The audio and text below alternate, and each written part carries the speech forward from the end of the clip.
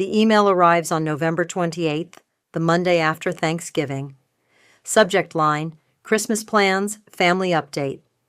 I'm at my desk at Morrison & Klein Financial Services, where I've worked as a senior trust administrator for 8 years. I handle estates worth millions. I manage complex financial instruments. I'm trusted with other people's legacies. But apparently, I'm not trusted enough to attend my own family's Christmas dinner. The email is from my mother, Linda. It's the kind of message she's perfected over the years, polite enough to deny any malice, cruel enough to make the point crystal clear. Dear Rachel, after much consideration, your father and I have decided to keep this year's Christmas celebration small and intimate, just immediate family. We hope you understand. Perhaps we can catch up in the new year. Love, Mom. Just immediate family. I am immediate family. I'm their daughter, but what she means is just the family that matters. Just my brother Ethan and his wife Amanda and their 2 perfect children. Just the golden child and his acceptable life. Not me, not Rachel the disappointment, Rachel the divorced, Rachel the childless, Rachel who works with numbers all day in a job my parents have never bothered to understand. I read the email 3 times, feel the familiar sting, the old wound reopening. Then I close my laptop and get back to work because I have a trust distribution to process. Ironically, it's for my brother Ethan's trust, the $8 million trust that our grandmother established before she died, the trust that I've been the trustee of for the last 6 years, the trust that my family has no idea I control. My grandmother, Dorothy Wellington, died when I was 24. She was a formidable woman who made her fortune in commercial real estate in the 1970s and 80s, back when women in business were rare. She saw things clearly, people clearly, family dynamics clearly. Before she died, she called me to her hospital room. Just me, not my parents, not Ethan. Rachel, she said, her voice still sharp despite the cancer eating through her lungs. I'm making you the trustee of Ethan's inheritance. I was shocked. Why me? I'm younger. I don't know anything about managing that kind of money. You'll learn, and you're the only one I trust to do what's right, not what's easy. Your brother is spoiled. Your parents enabled it. They'll continue to enable it. But you have a spine. You have integrity, and you won't let him destroy himself. Grandma, they're going to hate me. They don't have to know. The trust documents are confidential. Ethan will receive his distributions. Your parents will think everything is automatic, but you'll be making the decisions. You'll be protecting him from himself and from them. She died 3 days later. The trust became active on Ethan's 30th birthday, 2 years later. He started receiving monthly distributions of $15,000, enough to supplement his income as a consultant who never seems to actually consult on anything, enough to maintain the lifestyle my parents think he's earned through his own merit. For 6 years, I've approved every distribution. I've managed the investment portfolio. I've grown the trust from $6.2 million to $8 million through careful management. I've done this quietly, professionally, without ever telling anyone in my family that I'm the one controlling my brother's financial future.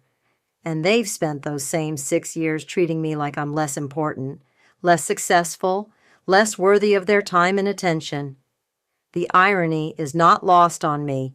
I finished processing Ethan's December distribution, $15,000 that will hit his account on December 1st, like clockwork, and then I call my friend Jennifer. She's a family law attorney and has heard every story about my family over the years. They uninvited you from Christmas? She says, outraged. Rachel, that's cruel. It's fine. I'm used to it. It's not fine. What are you going to do? Nothing. What can I do? Show up anyway and make everyone uncomfortable? You could tell them the truth about the trust, about Grandma making you the trustee, about how you've been managing Ethan's money for 6 years while they've been treating you like garbage. Jen, I can't. Grandma made me promise to keep it confidential unless absolutely necessary. Rachel, they uninvited you from Christmas. I'd say that qualifies as necessary. I think about it, about the satisfaction of watching their faces when they realize, about finally having leverage, about not being the powerless one for once. But then I think about Grandma, about her trust in me, about the responsibility she gave me not as a weapon, but as a protection for Ethan. I'll think about it, I tell Jennifer. But probably not. I don't want to be that person. You mean the person who stands up for herself? I mean the person who uses financial power as a weapon. That's not who I want to be. Jennifer sighs. You're a better person than me, and a better person than they deserve. We hang up. I sit at my desk, looking at Ethan's trust documents on my screen. $8 million, growing every year, secured for his future, protected by me, and I'm not invited to Christmas. That evening I get a text from Ethan. Hey sis, did you get Mom's email about Christmas? I stare at it for a long moment before responding. Yeah, I got it. It's nothing personal. You know how Mom is about keeping things low-key. Low-key, right. My parents' Christmas celebration is never low-key. It's elaborate, it's excessive, it's everything they think they deserve to show off to each other about their successful son and his perfect family. I type, sure, no problem. Delete it. Type, do you think it's fair? Delete that too. Finally settle on, understood, have a good holiday. Ethan doesn't respond. He probably doesn't even notice the dismissiveness. He's too used to getting exactly what he wants. December passes in a strange limbo. I throw myself into work. I manage portfolios. I approve distributions. I attend year-end meetings. My colleagues invite me to their holiday parties. I go to some, decline others. Nobody knows that my own family doesn't want me at theirs. On December 15th, I get another email from my mother. Rachel, your father and I would like to meet you for lunch on the 20th. There's something we need to discuss. Let us know your availability. I respond, I can do 12:30 at Bennett's downtown. Her reply, see you then. No. Looking forward to it. No warmth, just confirmation, like a business meeting. I spend the days leading up to the lunch trying to guess what they want. Maybe they feel guilty about Christmas and want to give me some sort of consolation prize. Maybe they want to ask me for something. Maybe there's a family crisis I don't know about. I don't expect what actually happens. December 20th arrives cold and gray. I dress professionally, charcoal suit, minimal jewelry, the armor I wear when I need to feel confident. I arrive at Bennett's at 12:25. My parents are already there, seated at a corner table. My father, Robert, is checking his phone. My mother is reviewing the menu like it's a legal document. Rachel, Mom says as I sit down, you look well. Thanks, you too. Dad barely looks up. Good, you're here. We need to talk about something important. No, how are you? No, how's work? No, we're sorry about Christmas. Just straight to business. Okay, I say carefully. The server takes our order. Mom gets a salad. Dad gets a steak. I get pasta I probably won't eat because my stomach is already nodding. Once the server leaves, Dad leans forward. It's about Ethan's trust, Grandma Dorothy's trust. My heart rate spikes. I keep my face neutral. What about it? We need access to it. Not all of it. Just a portion. $500,000, maybe a bit more. I blink. I'm sorry, what? Mom jumps in, her voice taking on that sweet, reasonable tone she uses when she wants something. Ethan is in a bit of a financial situation, nothing serious, just some investments that didn't pan out as expected. And Amanda's store, you know she opened that boutique. It's struggling. They need capital to keep it afloat. And the trust? I ask, still processing. Well, it's just sitting there, Lau, Dad says, like it's obvious. $8 million earning interest while your brother needs help. We thought we could access some of it early, dissolve part of the trust maybe, or take out a loan against it. I take a sip of water to buy time. That's not how trusts work. We know it's complicated, Mom says. That's why we wanted to meet with you. You work in finance. You understand these things. We thought you could help us figure out how to access the money. You want me to help you break into Grandma's trust? Dad's face hardens. Don't be dramatic, Rachel. We're not, breaking into anything. It's Ethan's money. He should be able to use it when he needs it. It's his money when the trust terms say it's his money. Right now, it's the trust's money, managed according to Grandma's wishes. Your grandmother is dead, Dad says bluntly. Her wishes don't matter anymore. What matters is that your brother needs help, and there's money available to help him. I look at my mother. She's nodding along, completely aligned with my father. United front, as always. United against me, as always. I can't help you access the trust, I say carefully. It doesn't work that way. Then who can? Mom asks. There must be someone, a trustee, a lawyer, someone who manages it. This is the moment where I could tell them, where I could say, I'm the trustee. I'm the one who's been managing Ethan's money for 6 years. I'm the one you need permission from. I'm the one with the power you're trying to find. But I don't. Not yet. Because I need to understand what's really happening first. Why does Ethan need $500,000? I ask instead. My parents exchange a glance. Dad says, That's between us and your brother. If you want me to help you with trust information, I need to know why. Financial institutions don't just hand over money without proper justification. Mom sighs. Fine, if you must know. Ethan made some investments last year. Crypto, mostly. He was assured they were safe. They weren't. He lost about $300,000. My stomach drops. $300,000. Where did Ethan get $300,000 to invest in crypto? And Amanda's boutique, Mom continues. She borrowed money from some investors, private investors. They're calling in the loans. She needs $200,000 to pay them back, or they'll take the store. $500,000 in losses and debts, and they want to raid Grandma's trust to cover it. The trust distributions, I say slowly. Ethan gets $15,000 a month. That's $180,000 a year. Where is that money going? That's none of your concern, Dad snaps. It is if you're asking me to help you get more. The distributions barely cover their mortgage and expenses, Mom says defensively. You know how expensive it is to maintain the lifestyle they have. The kids' private school alone is $40,000 a year. I do some quick math in my head. Ethan claims to make about $90,000 a year as a consultant. The trust gives him $180,000. That's $270,000 in annual income. And they still need more? Where does Ethan's consulting income go? I ask. Rachel, Dad says, his voice dropping to that warning tone. This isn't about judging Ethan's financial decisions. This is about family helping family. Your grandmother would want us to help him. Would she? I ask quietly. Mom's eyes narrow. What does that mean? Grandma was very specific about how she wanted the trust managed. She didn't want it raided for bad investments or lifestyle maintenance. She wanted it protected for Ethan's future, for real emergencies.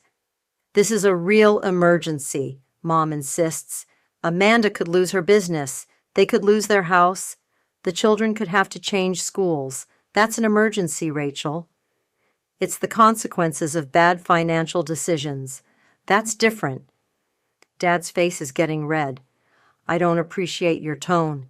We came here asking for your help, and you're being judgmental and unhelpful. I'm being realistic. Trusts exist for a reason. They can't just be broken into whenever someone makes bad choices. Bad choices? Mom's voice rises slightly. Your brother made an investment that didn't work out. That happens to everyone. He's trying to build something, to provide for his family, unlike some people who are content to just work a 9-to-5 job forever. There it is, the dig. The implication that my stable, responsible career is somehow less valuable than Ethan's perpetual financial chaos.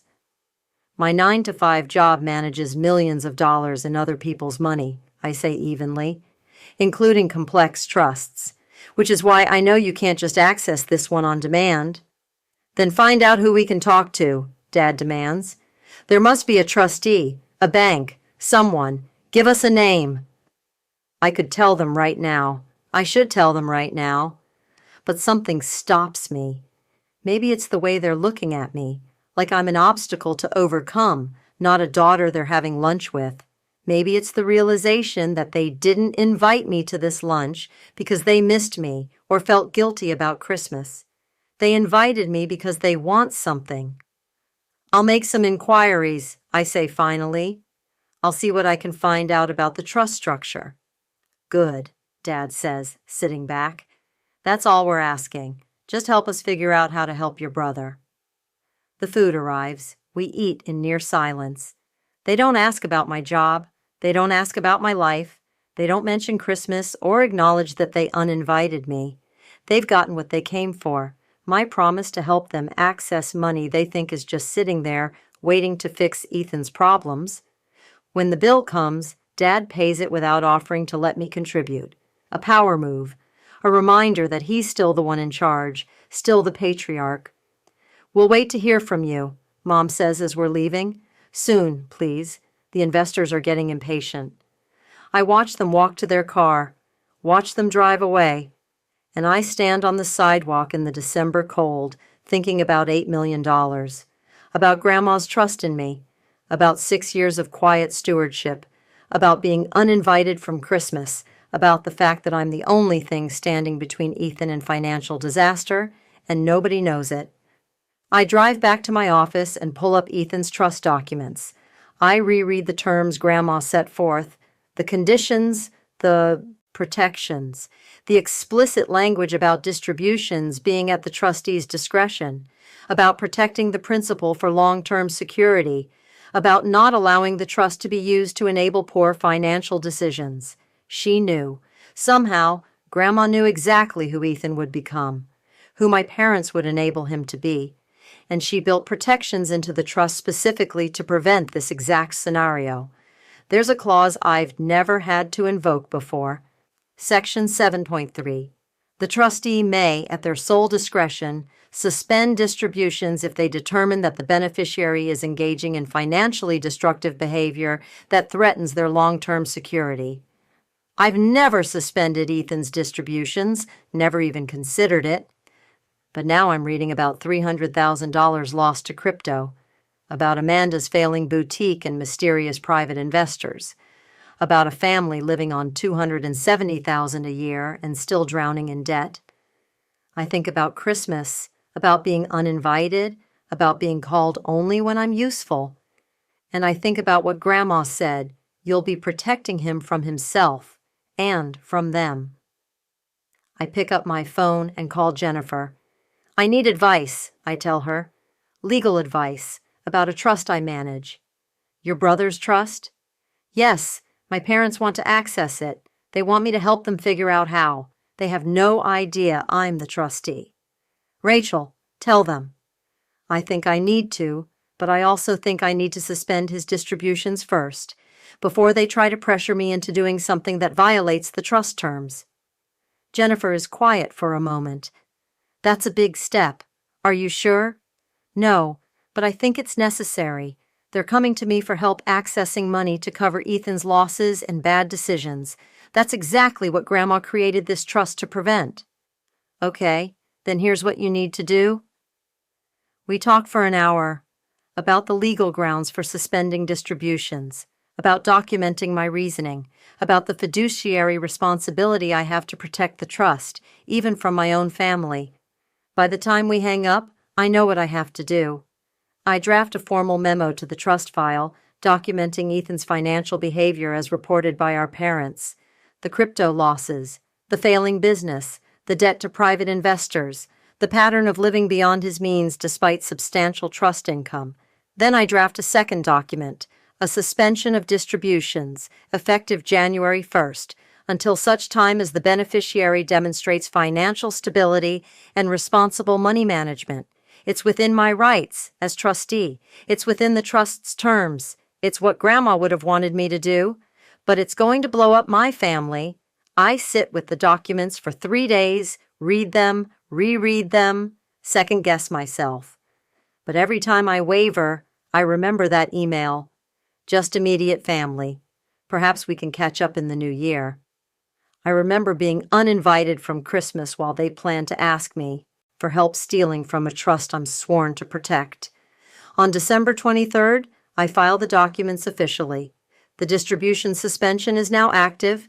Ethan's January payment won't come. February's won't either, not until he proves he can handle money responsibly. Then I draft an email to my parents. It takes me 2 hours to write. I delete it 4 times. Finally, I settle on something direct and professional. Mom and Dad, regarding our conversation about Ethan's trust, I've made inquiries as promised. I have information about the trustee that you need to know. The trustee is me. Grandma appointed me 6 years ago, before she died. I've been managing Ethan's distributions since his 30th birthday. I've grown the trust from $6.2 to $8 through careful investment management. I cannot and will not help you access the trust principal to cover investment losses or business debts. That violates the explicit terms Grandma set forth. The trust exists to protect Ethan's long-term financial security, not to enable short-term poor decisions. Furthermore, based on the information you provided about Ethan's financial situation, I've made the decision to suspend his monthly distributions effective January 1st. This suspension will remain in place until he demonstrates responsible financial management. This is not a decision I made lightly. It's a decision I made as a fiduciary, based on my legal responsibility to protect the trust according to Grandma's wishes. I understand this will be difficult news. I'm available to discuss it further if you'd like to have a conversation. A real conversation, not just a transaction. Rachel. I read it 10 more times. My finger hovers over the send button. Then I think about sitting alone on Christmas while they celebrate without me. About 6 years of being treated like I'm less important. About being called only when they need something. I hit send. The email goes out at 4:47 p.m. on December 23rd. By 4:52, my phone is ringing. It's my mother. I don't answer. My phone rings 17 times that evening. Mom, Dad, Mom again, Ethan, Amanda, Mom 3 more times, Dad twice, Ethan 4 times, Mom again. I don't answer any of them. Instead, I pour myself a glass of wine and sit by my window, watching the city lights blur through the December rain. My phone keeps buzzing with voicemails and text messages. I don't check those either.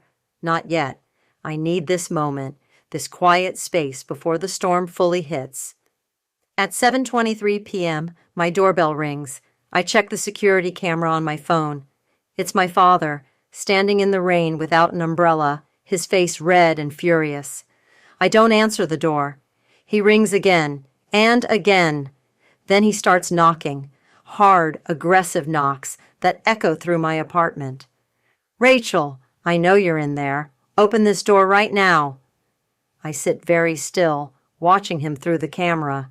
He's not used to being ignored. He's not used to doors staying closed when he demands they open.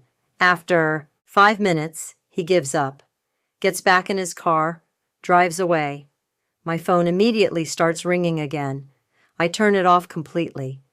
That night, I sleep better than I have in weeks. Maybe it's the wine. Maybe it's the relief of finally telling the truth. Maybe it's knowing that for once, I'm not the powerless one. I'm not the daughter begging for scraps of attention. I'm the person they need something from. And I'm allowed to say no. I wake up Christmas Eve morning to silence. My phone is still off. I make coffee, read a book, take a long bath. Around noon, I turn my phone back on. The screen immediately floods with notifications. 42 missed calls, 67 text messages, 23 voicemails. I start with the text messages, scrolling through them chronologically. Mom, 5:04 p.m., yesterday. Rachel, call me immediately. This is urgent. Dad, 5:18 p.m. What the hell is this email? Call me now. Ethan, 5:31 p.m. Rachel, what's going on? Mom says you're the trustee. Is that true? Mom, 5:47 p.m. Rachel Marie Wellington, you answer this phone right now. Amanda, 6:12 p.m. Rachel, I don't know what's happening, but Ethan is very upset. Please call him. Dad, 6:35 p.m.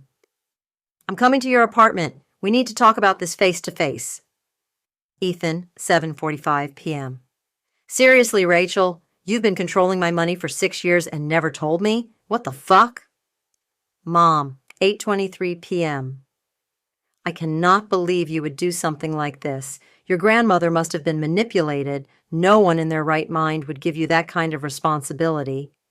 There it is, the real reaction.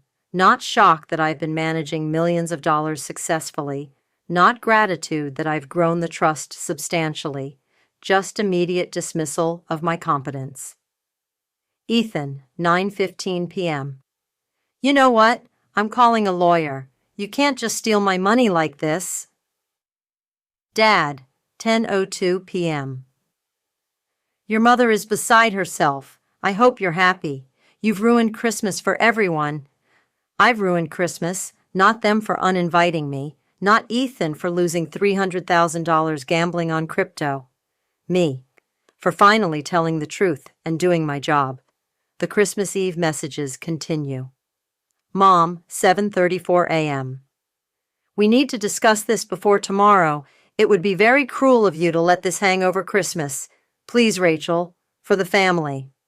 Ethan, 8:45 a.m. I talked to Amanda's dad. He's a lawyer. He says what you're doing might be illegal. Freezing my distributions without warning? That's financial abuse. Dad, 9:20 a.m.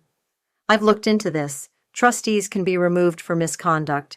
What you're doing, suspending distributions out of spite, that's actionable. Think carefully about your next move. Financial abuse, misconduct, spite. They're already building their narrative. Rachel the vindictive. Rachel who's abusing her power because she's jealous of Ethan's success.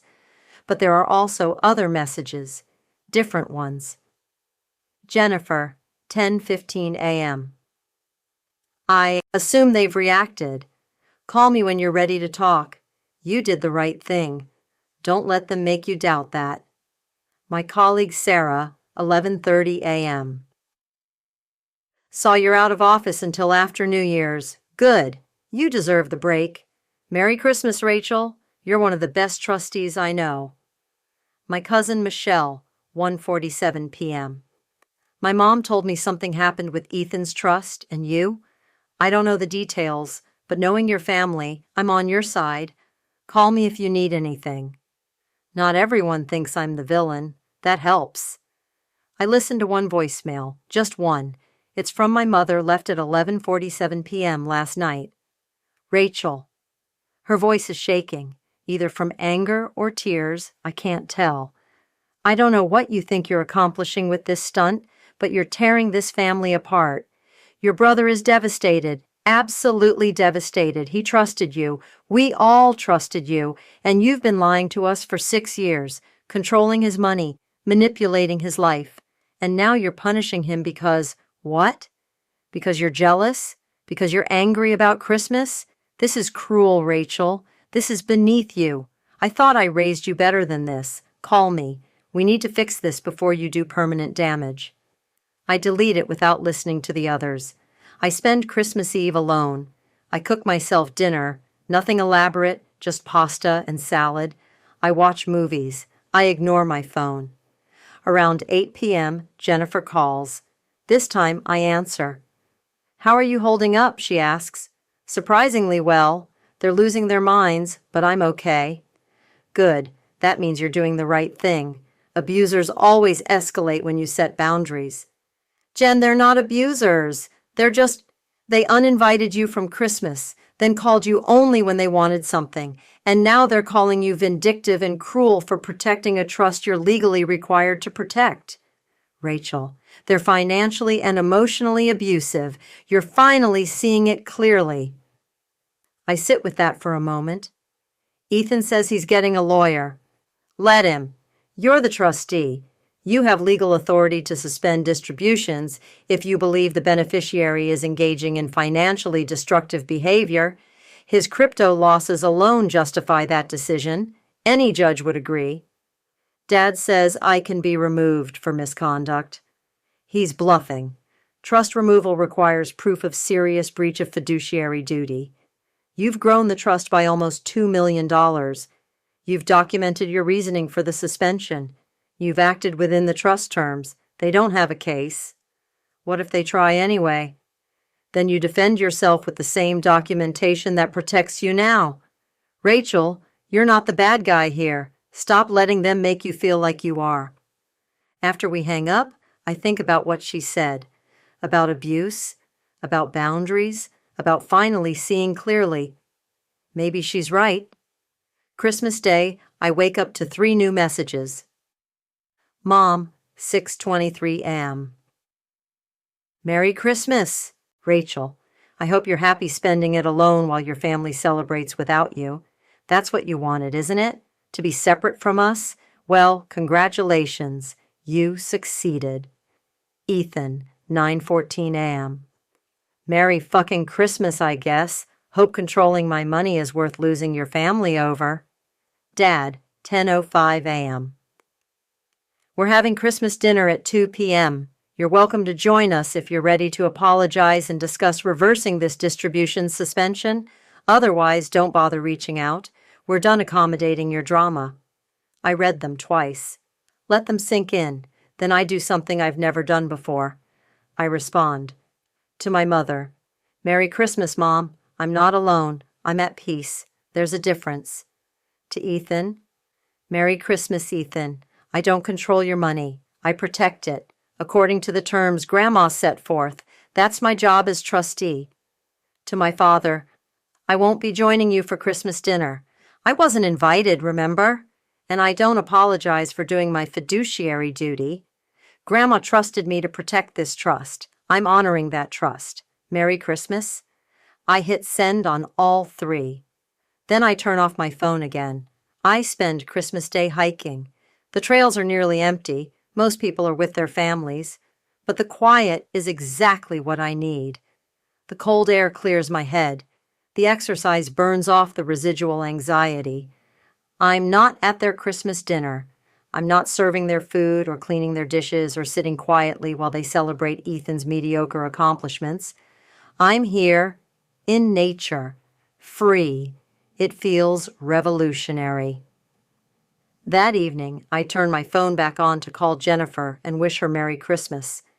There's one new voicemail. It's from Ethan, left at 3:47 p.m. Rachel. His voice is different, quieter, less angry. I need to understand. Did Grandma really make you the trustee? Like officially? Because Mom and Dad are saying she must have been confused or sick or something when she wrote the will. But if it's real, if you've really been managing this for 6 years, I just need to know if it's true. Call me back, please. I don't call him back. Not yet. But I think about his question, about what he's really asking.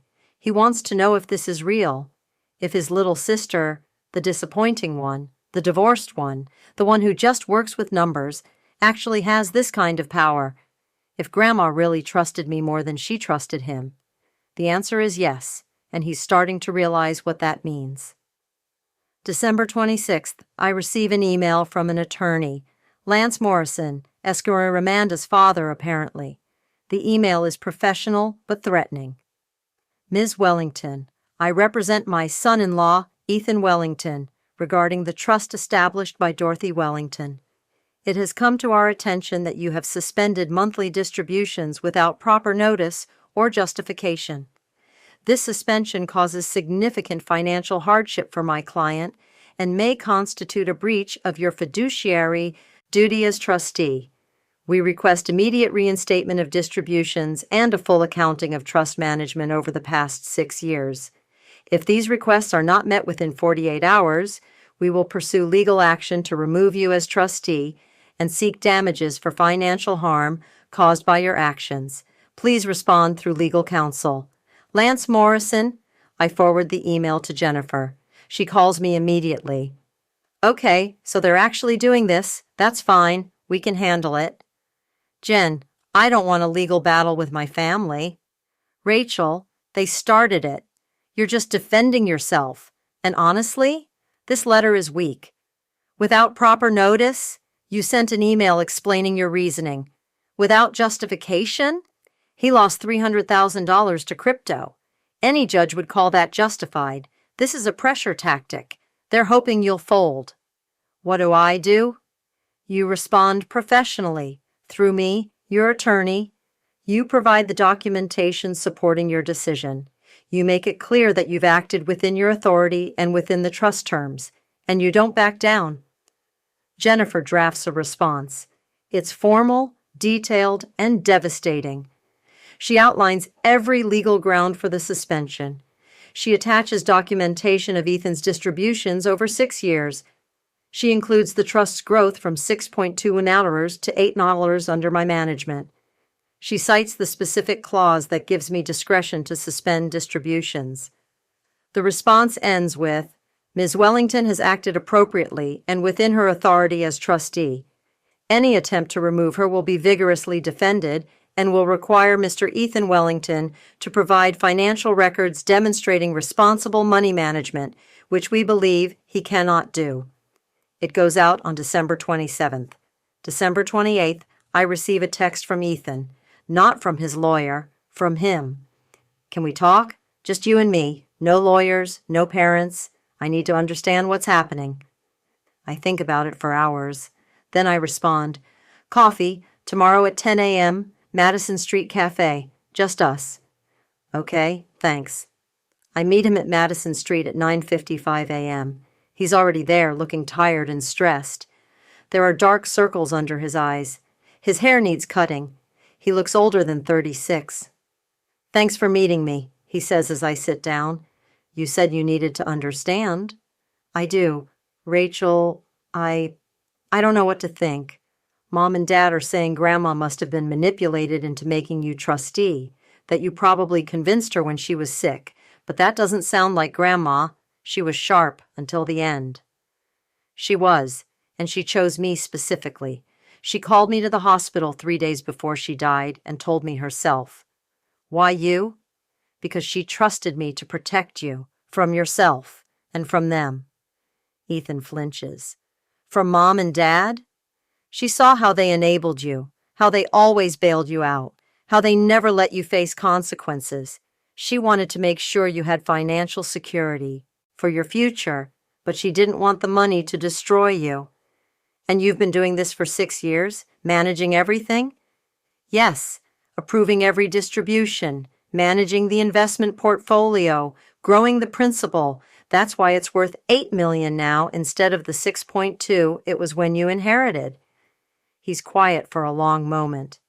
I had no idea. I thought it was automatic, that the money just came every month. It does, because I approve it every month. Until now.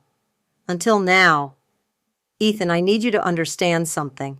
I didn't suspend your distributions because I'm angry about Christmas. I suspended them because you lost $300,000 gambling on crypto and your wife owes $200,000 to private investors. That's $500,000 in losses and debts. That's exactly the kind of financial behavior Grandma created this trust to protect you from. I didn't gamble. I invested. In crypto, without research, without risk assessment, because someone assured you it was safe. That's gambling, Ethan. His jaw tightens. You don't know what it's like, trying to build something, trying to provide for a family. You're right, I don't. But I do know what it's like to manage money responsibly, to make careful decisions, to live within your means. You make $270,000 a year between your consulting income and trust distributions. That's more than 90% of Americans, and you're still broke. That's not a revenue problem. That's a spending problem. Amanda's boutique is failing. That happens to businesses. But instead of letting it fail or finding legitimate investors, she borrowed from private investors. Who are those investors, Ethan? Who exactly is calling in these loans? He doesn't answer. Because from where I'm sitting, it sounds shady. It sounds like the kind of financial decision that puts your entire future at risk.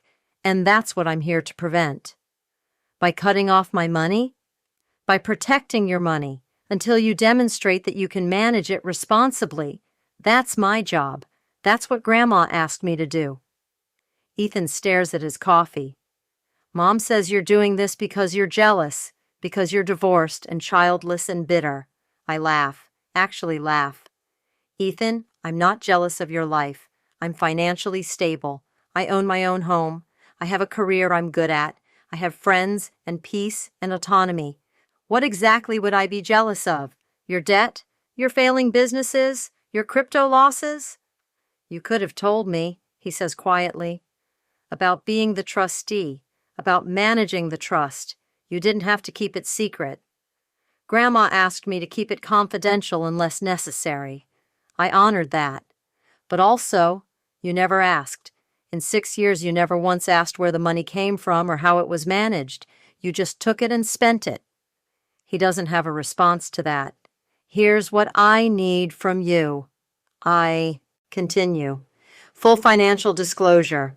I want to see where every dollar of your consulting income and trust distributions has gone for the last 2 years. I want to see Amanda's boutique books. I want to see documentation of these private investor loans. Everything. Why? Because I'm the trustee. I have a legal right to understand the beneficiary's financial situation, and because if you want distributions to resume, you need to prove to me that you can handle money responsibly. And if I don't, then the distributions stay suspended. And if you try to remove me as trustee, I'll bring all of this financial information to court, the crypto losses, the debt, the lifestyle you can't afford, every detail, and a judge will agree that I'm doing exactly what I should be doing. Ethan is quiet for a long time. Then, I didn't know you could be this hard. I'm not being hard. I'm being responsible. There's a difference. Mom and Dad are never going to forgive you for this. Maybe not, but I'm okay with that. Really? Really. Because here's what I've learned, Ethan. Family shouldn't be conditional. Love shouldn't be transactional. And I'm tired of being treated like I only matter when I'm useful. If they can't love me without me enabling your bad decisions, then maybe that's not actually love.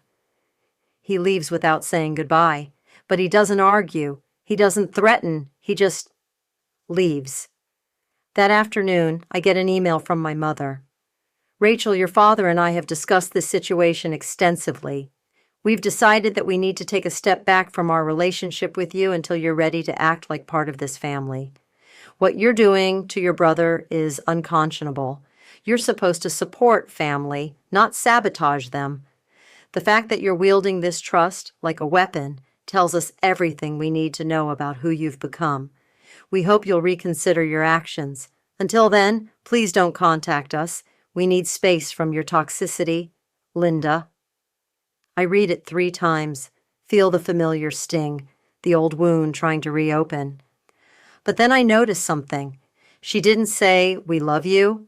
She didn't say, "We hope to reconcile." She said, "Don't contact us until you do what we want." It's not about relationship. It's about control. It always has been. I respond with one line, "I understand. Take care of yourselves." And then I block their numbers, all of them, Mom, Dad, Ethan, Amanda, not forever, just for now, just until I can breathe without their weight on my chest. January 1st arrives. Ethan's distribution doesn't process, because I don't approve it. January 5th, I receive financial records from Ethan via email. Not full disclosure, just enough to show he's trying. Bank statements showing his consulting deposits, credit card bills showing his spending, a spreadsheet of Amanda's boutique expenses. I review everything with Jennifer.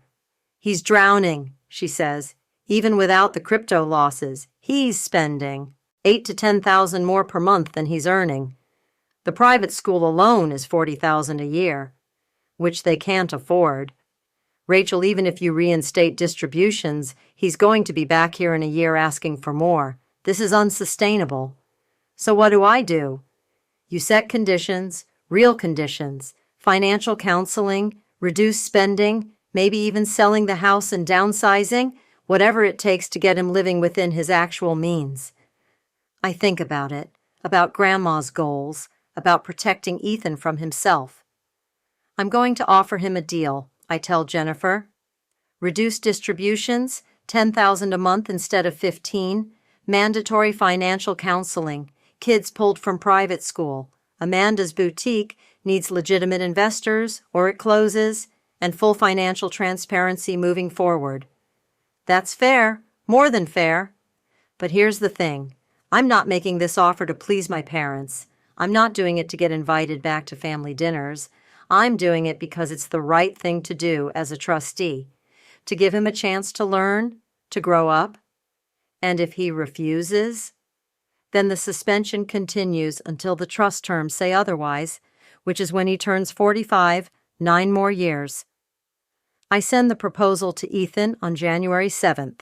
It's formal, detailed, and non-negotiable. He responds 2 days later. I need to think about it.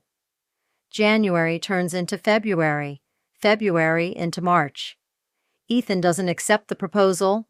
He doesn't reject it either. He just sits with it. My parents don't contact me. I don't contact them. I have the quietest, most peaceful 3 months of my adult life. In March, I get an email from Michelle, my cousin. I heard through the family grapevine that you and your parents aren't speaking. I don't know all the details, but I wanted to reach out. Grandma Dorothy talked to me before she died, too. She told me she was making you Ethan's trustee. She said you were the only one strong enough to do what needed to be done. I thought you should know that. You're doing the right thing, Rachel. Don't let them make you doubt it. I cry when I read it.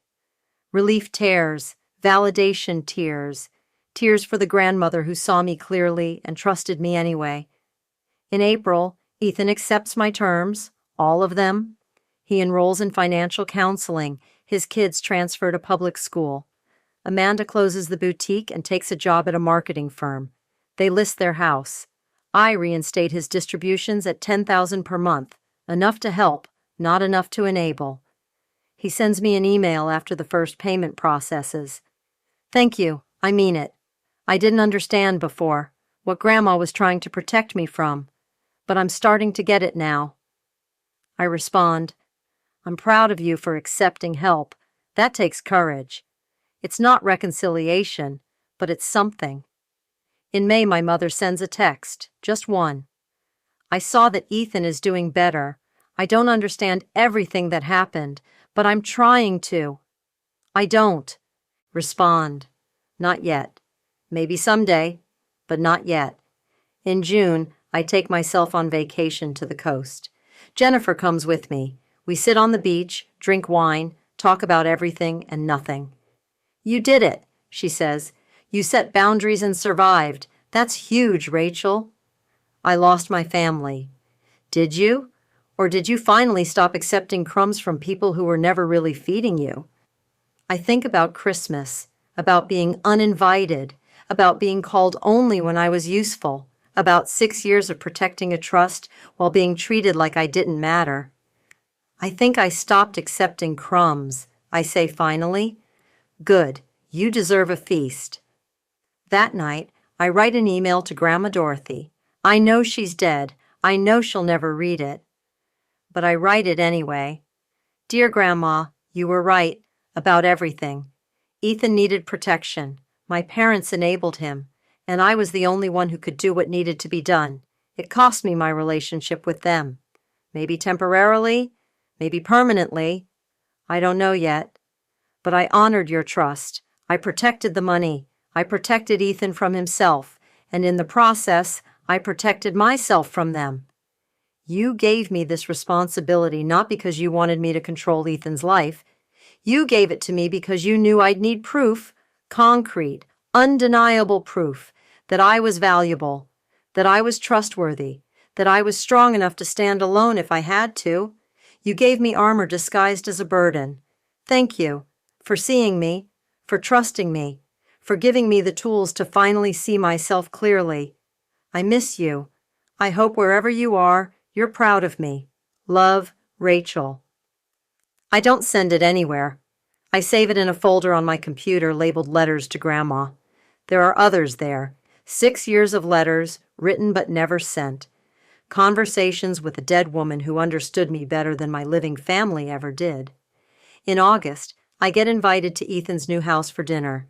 It's smaller, modest, 3 bedrooms instead of 5, public school district, normal neighborhood. It's nice, I tell him honestly. It feels like home. It is, he says. For the first time in years, it actually is. His kids are doing well, adjusting to public school, making friends. Amanda seems lighter, less stressed, more herself. Over dinner, Ethan asks, "Do you think Mom and Dad will ever understand?" I don't know. Maybe, maybe not. But I'm okay either way. How? How are you okay with losing them? Because I didn't lose them, Ethan. They were never really there. Not for me.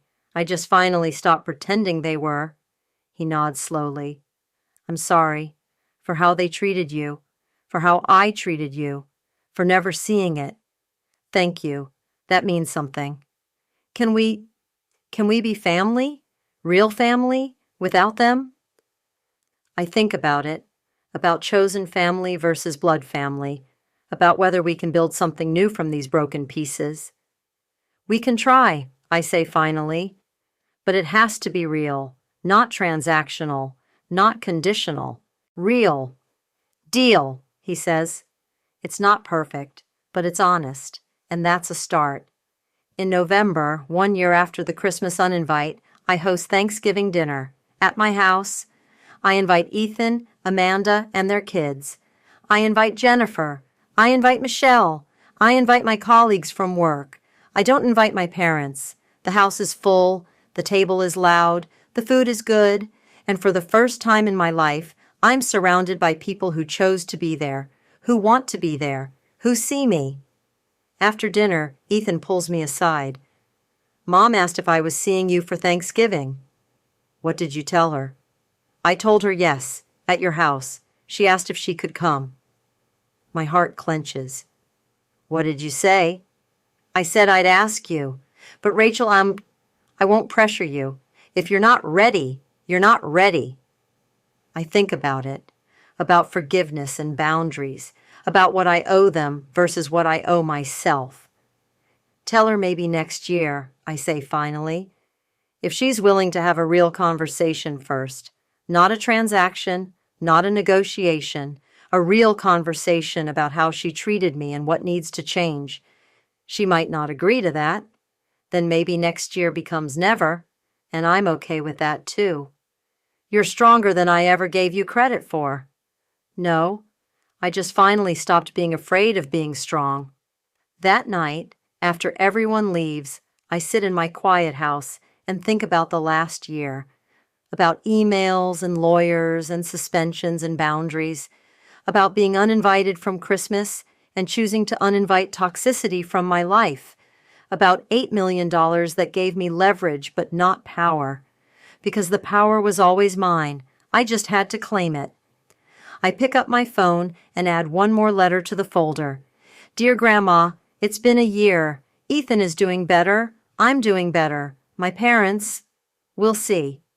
But here's what I learned. You didn't give me that trust to control Ethan's money.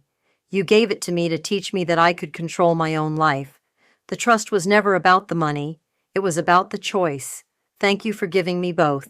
Love, Rachel. I save it, close my laptop, and sit in the silence of a home filled with people who chose me. And finally, after 30 years, I feel like I'm enough, just as I am, without apology, without explanation, just enough.